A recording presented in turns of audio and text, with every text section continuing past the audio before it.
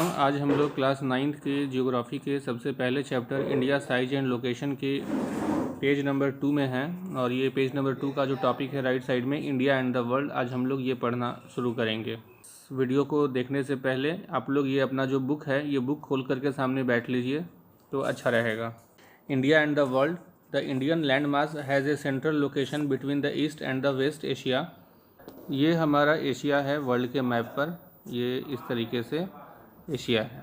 ये जो इतना बड़ा एरिया जो दिख रहा है ये एशिया है और ये जो है इसे बोलते हैं वेस्ट एशिया, ठीक। और यहाँ पर है ईस्ट एशिया और इंडिया का जो लोकेशन है ये यहाँ पर इंडिया है, तो इंडिया देखिए सेंट्रल लोकेशन पर है कि ये ईस्ट, ठीक है, और ये वेस्ट और इसके ठीक बीच में इंडिया पड़ता है। यही बोल रहा है, पहले लाइन का मतलब यही हुआ। India is a southward extension of the Asian continent. Asia continent के एकदम साउथ में इंडिया है। इसके बोलने का मतलब ये हुआ कि ये हमारा देखिए ये एशिया है, ठीक है, और ये एशिया के ठीक साउथ में, ये साउथ हो गया, ये साउथ में हमारा इंडिया है। इसका कहने का मतलब ये हुआ। The trans Indian ocean routes which connects the countries of Europe in the west and the countries of east Asia provide a strategic central location of India. ये इंडिया है और ये यूरोप है, ठीक है, और ये जो है वो ईस्ट एशिया है, ठीक है। अब इंडिया का जो लोकेशन है देखिए ठीक बीच में है। ये यहाँ से आप सी रूट के द्वारा आप इस तरीके से यूरोप भी जा सकते हो और फिर आप इस तरीके से यहाँ पे सी रूट के द्वारा आप ईस्ट एशिया भी जा सकते हो। Note that the Deccan peninsula protrudes into the Indian ocean. जो हमारा डेक्कन पेनिनसुला है वो इंडियन ओशन के अंदर तक गया हुआ है। ये देखिए ये पूरा जो है ये इंडियन ओशन है, ठीक है, और ये इंडिया जो है हमारा ये अंदर तक गया हुआ है, इंडियन ओशन के अंदर तक घुसा हुआ है, ये बोल रहा है। अब आगे बोलता है कि this helping India to establish close contact with west Asia. अब इसके चलते क्या होता है कि हम लोग वेस्ट एशिया के क्लोज कॉन्टैक्ट में हैं। वेस्ट एशिया किसको बोलते हैं? वेस्ट एशिया, ये वाला जो हिस्सा है इसको वेस्ट एशिया बोलते हैं। तो इस तरीके से जो इंडिया है आप ऐसे शिप के द्वारा यहाँ से अपना बिजनेस कर सकते हो, जो गुड्स है उसको ले आ सकते हो और ले जा सकते हो, ठीक है। दूसरा बोलता है कि ये अफ्रीका से भी हम डायरेक्ट कांटेक्ट में है। ये अफ्रीका हो गया, यहाँ से हम अफ्रीका आ सकते हैं। ये देखिए इस तरीके से हम अफ्रीका आ सकते हैं और ये अफ्रीका में इन कंट्रीज़ के बीच में हम लोग बिज़नेस कर सकते हैं। और ये जो वेस्टर्न कोस्ट है यहाँ से ऐसे करके यूरोप से हम लोग बिज़नेस कर सकते हैं। ये पूरा यूरोप में हम जुड़ सकते हैं, ठीक है। फिर आगे बोलता है कि with south east Asia, south east and east Asia from the eastern coast. और ये वाला जो कोस्ट है यहाँ से हम लोग इस तरीके से यहाँ इन सब देशों के साथ हम जुड़ सकते हैं। यहाँ ये सब देशों में हम जा सकते हैं और बिज़नेस कर सकते हैं। हमारा जो गुड्स है वो आ सकता है, जा सकता है। No other country has a long coast line on Indian ocean as India has, and indeed it is India's eminent position in the Indian ocean which justifies the naming of an ocean after it. इतना लंबा जो coast है, इतना लंबा जो coast है वो किसी कंट्री का नहीं है। ये पूरा इंडियन ओशन का देख लीजिए, किसी इंडियन ओशन में इतना लंबा कोस्ट किसी कंट्री का नहीं है, ठीक है। और इसीलिए शायद ये सही भी है कि हमारा जो इंडियन ओशन है इसका नाम इंडिया के ऊपर रखा गया है, Indian ocean. Do you know में लिखा हुआ है since the opening of the Suez canal in 1869 India distance from Europe has been reduced by 7000 kilometre.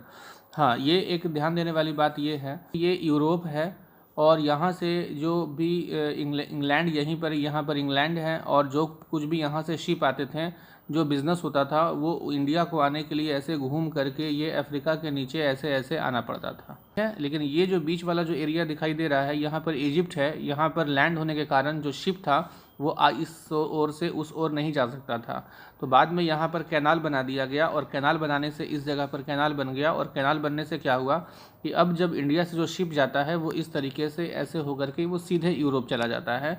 तो इतना जो घूमना जो पड़ता था अब ये घूमने की ज़रूरत नहीं है। इससे लगभग बहुत समय बचता है और 7000 किलोमीटर का जो डिस्टेंस है वो कम हो गया। ये इसे स्वेज कैनाल बोलते हैं। इस जगह पर ये स्वेज कैनाल बना था 1869 में। ये पेज नंबर 3 है। पेज नंबर 3 पर ये इंडिया का मैप बना हुआ है जिसको हमने पिछले वीडियो में एक्सप्लेन कर दिया है। आइए हम लोग आते हैं पेज नंबर 4 पर। पेज नंबर 4 पर ये इंडिया का मैप है और इसमें इंडिया के रूट्स दिखाए गए हैं, सी रूट और लैंड रूट्स दिखाए गए हैं। आइए हम लोग इसको पढ़ना शुरू करते हैं। India's contacts with the world have continued through ages, but her relationships through the land routes are much older than her maritime contacts. Maritime contacts का मतलब होता है सी रूट्स के द्वारा जो कॉन्टैक्ट होते हैं उसे मैरीटाइम कॉन्टैक्ट्स बोलते हैं। सी रूट्स के द्वारा जो एक कंट्री का दूसरे कंट्री के साथ कॉन्टैक्ट होता है उसको मैरीटाइम कॉन्टैक्ट्स बोलते हैं। ये सी रूट्स के द्वारा जो दूसरे कंट्रीज़ के साथ इंडिया का जो कॉन्टैक्ट है उससे कहीं ज़्यादा पुराना लैंड रूट्स के द्वारा है। मतलब सी रूट से हमने जिन देशों के साथ में बाहर के लोगों के साथ में कॉन्टैक्ट बनाया उससे कहीं ज़्यादा पहले हमने लैंड रूट्स के द्वारा फॉरेनर से अपना कॉन्टैक्ट बनाया। Various passes across the mountains in the north have provided passage to the ancient travelers, while the oceans restricted such instructions for a long time. India जो है, आप यहाँ पर इंडिया का मैप देख रहे हैं और यहाँ पर देखिए कि ये इंडिया जो है ये इस साइड से ओशन से घिरा हुआ है और ये जो है पूरा माउंटेन है, हिमालय माउंटेन है और यहाँ पर भी माउंटेन है अफ़गानिस्तान और पाकिस्तान के बीच में। तो आप देखिए कि ये तो माउंटेन हो ही गया, तो आप देखिए कि ये चारों तरफ से या तो ओशन से घिरा हुआ है नहीं तो माउंटेन से घिरा हुआ है। और ये तो जो हिमालय माउंटेन है इधर से तो किसी के आने की बात रही, अब कौन सा रास्ता बच जाता है, ये वाला रास्ता बच जाता है। तो इस रास्ते में क्या है कि पास बना हुआ है। पास का मतलब होता है कि माउंटेन्स के बीच में कुछ नैरो रास्ते होते हैं जिससे कि आदमी माउंटेन की इस तरफ से उस तरफ जा सकता है और उस तरफ से इस तरफ आ सकता है। तो इसमें इस तरीके से पास बना हुआ है, आने जाने का रास्ता है, ठीक है, जिसे कि पास बोला जाता है। और इसी रास्ते से जो फॉरेनर्स हैं वो इंडिया में इंटर किए और इंडिया के भी लोग इसी रास्ते से बाहर फॉरेन में गए और अपने साथ गए हैं तो अपने नए नए आइडियाज़ और कमोडिटीज़ को लेकर के गए। अगले पैराग्राफ की ओर हम लोग चलते हैं तो लिखा हुआ है these routes have contributed in the exchange of ideas and commodities since ancient times. और यही जो रास्ता है जिसको इंडिया से बाहर जाने का और इंडिया से अंदर आने का, ये लैंड रूट्स है, मतलब पासेस के द्वारा ही आप जा सकते हैं, आ सकते हैं। इसी रास्ते से आइडियाज़ और कमोडिटीज़ हमारे देश में आया और हमारे देश से बाहर गया। आगे पढ़ते हैं। The ideas of the Upanishads and the Ramayana, the stories of Panchatantra, the Indian numerals and decimal system thus could reach many parts of the world. और हमारे देश में जो पंचतंत्र की स्टोरीज़ हैं, रामायणाज हैं, उपनिषद्स हैं, महाभारत हैं और डेसिमल सिस्टम मैथमेटिक्स में जो भी इन्वेंशंस हुई, नई नई चीज़ें बनी, वो हमारे देश से निकल करके जो यहाँ से जो लोग बाहर गए वो इसी रास्ते से बाहर गए और इसी रास्ते से ये आइडियाज़ जो था हमारे देश से बाहर निकला। कहते हैं the spices, Muslims and other merchandise were taken from India to different countries, ठीक है। तो इसी तरीके से हमारे देश में जो और भी जो चीज़ें थी, आइडियाज़ तो बाहर गया ही, साथ में जो स्पाइसेस थी या जो कमोडिटीज़ थी जो हमारे देश में बनती थी लेकिन फ़ॉरेन में नहीं बनती थी, वो चीज़ें भारत से बाहर निकली और बाहर के लोगों को भी, फॉरेनर्स को भी यहाँ के स्पाइसेस के बारे में मालूम चला और भी चीज़ों के बारे में मालूम चला। On the other hand the influence of Greek sculpture and the architecture styles of dome and minarets from West Asia can be seen in different parts of our country।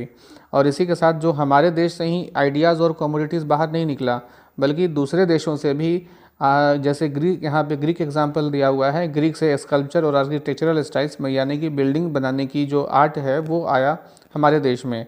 हम लोग आगे की ओर बढ़ते हैं। India occupies an important strategic position in south Asia. India has 28 states and 9 union territories. हमारे देश में 28 states हैं, 9 यूनियन टेरिटरीज़ हैं, हम लोग बचपन से पढ़ते आ रहे हैं। और साउथ एशिया में इंडिया का बहुत अच्छा पोजीशन है। हम लोगों ने देखा कि ईस्ट एशिया और साउथ एशिया के बीच में इंडिया पड़ता है। वही नहीं, यहाँ से यूरोप जाना भी बहुत आसान है, यहाँ से अफ्रीका के लिए आपका डायरेक्ट कॉन्टैक्ट है, यहाँ से ईस्ट एशिया के लिए भी आपका डायरेक्ट कॉन्टैक्ट है। तो हम लोगों का शिप के द्वारा जो कमोडिटीज़ हैं, बिज़नेस की कमोडिटीज़ आ सकती हैं, जा सकती हैं। हम लोग आगे बढ़ते हैं। India shares its land boundaries with Pakistan and Afghanistan and its the north west, China, Nepal, Bhutan in the north and Myanmar and Bangladesh in the east. Our southern neighbours across the sea consist of 2 island countries namely Maldives and Sri Lanka. तो इस paragraph में हमारे neighbouring countries के बारे में बताया गया जो कि हम लोग बचपन से पढ़ते आ रहे हैं।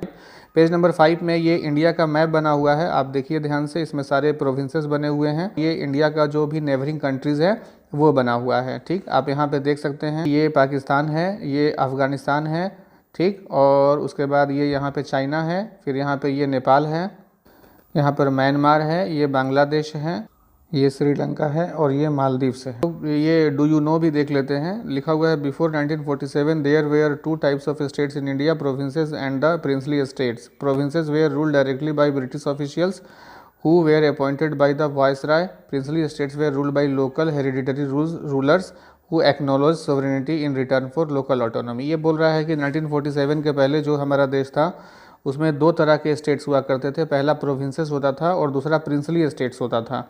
प्रोविंसेस वो था जो अंग्रेज़ों के कब्जे में था, ब्रिटिश लोगों के कब्जे में था, और जिस पर रूल था ब्रिटेन का रूल था।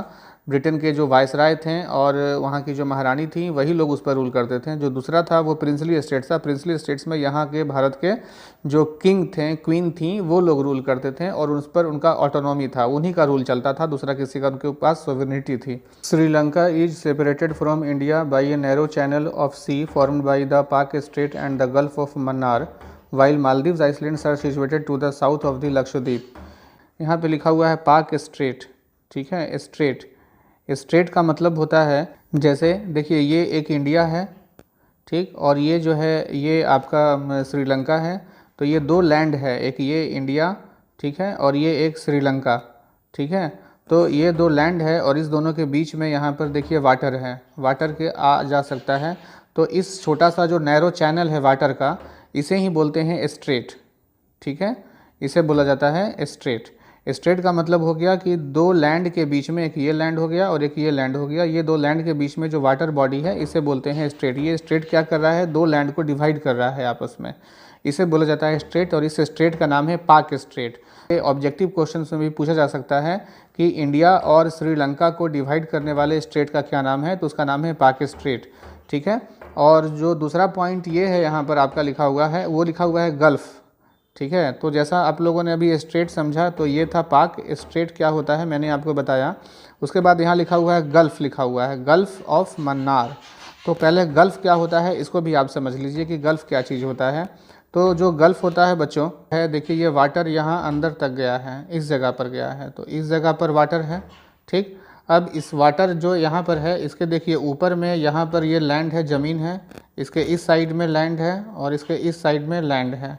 तो देखिए तीन तरफ लैंड है, यहाँ जो बीच में वाटर है इसका एक ये लैंड है, दो लैंड है और तीन तरफ से ये ज़मीन से घिरा हुआ है। तो ये जो बीच में जो वाटर बॉडी है इसको बोलेंगे गल्फ़, ठीक है। तो गल्फ़ किसको बोलते हैं, जो ऐसा वाटर बॉडी जो तीन साइड से ज़मीन से, इसका नाम है ऐसा वाटर बॉडी जो तीन साइड से लैंड से घिरा हुआ हो, उसे बोलते हैं गल्फ़। अब देखिए ये जो गल्फ़ है, अभी जो मैंने गल्फ़ बताया ये वाला, इस गल्फ़ का नाम है गल्फ़ ऑफ कच्छ, ठीक है। अब आप ये वाला इस एरिया को छोड़िए, अब मैं दूसरा एग्जांपल आपको बतलाता हूँ। दूसरा एग्जांपल वो ये है कि आप यहाँ देखिए ये वाला एरिया, ठीक है, ये जो एरिया है इसके देखिए, इसका एक साइड में इधर लैंड है, इसके ऊपर में लैंड है और इसके इस साइड में लैंड है। मतलब ये देखिए तीन साइड से लैंड से घिरा हुआ है और बीच में पानी है, तो वाटर है। ये water body surrounded by three sides with land, so this water body will be called gulf, और इसका नाम है gulf of Khambhat. Gulf of Mannar को समझते हैं, गल्फ़ ऑफ मन्नार कहाँ पर है, ठीक है। ये मैप जो देखिए यहाँ पर, ये मैप थोड़ा सा उतना बढ़िया क्वालिटी का नहीं है, इसमें समझ में नहीं आ रहा है, लेकिन आप ये यहाँ देखिए तो ये वाला जो हिस्सा है, ये वाला ऐसे करके, तो ये जो जगह है ये देखिए ये वाटर बॉडी है और इसका तीन तरफ लैंड है, ठीक है। तो ये भी क्या हो गया, एक गल्फ़ हो गया, और इसी गल्फ़ का नाम है गल्फ़ ऑफ मन्नार। फिर लिखा हुआ है while Maldives islands are situated to the south of the Lakshadweep island. ये लक्षद्वीप है, लिखा भी हुआ है, और उसके नीचे में ठीक यहाँ पर मालदीव्स है, ठीक है। आइए हम लोग आगे पढ़ते हैं।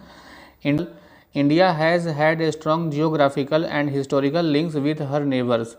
भारत का अपने पड़ोसियों के साथ में एक हिस्टोरिकल लिंक्स है और जियोग्राफिकल लिंक्स है। जियोग्राफिकल लिंक मतलब हम उससे डायरेक्टली जुड़े हुए हैं, और हिस्टोरिकल मतलब कि हमारा उससे ऐतिहासिक संबंध है, बहुत पुराना संबंध है।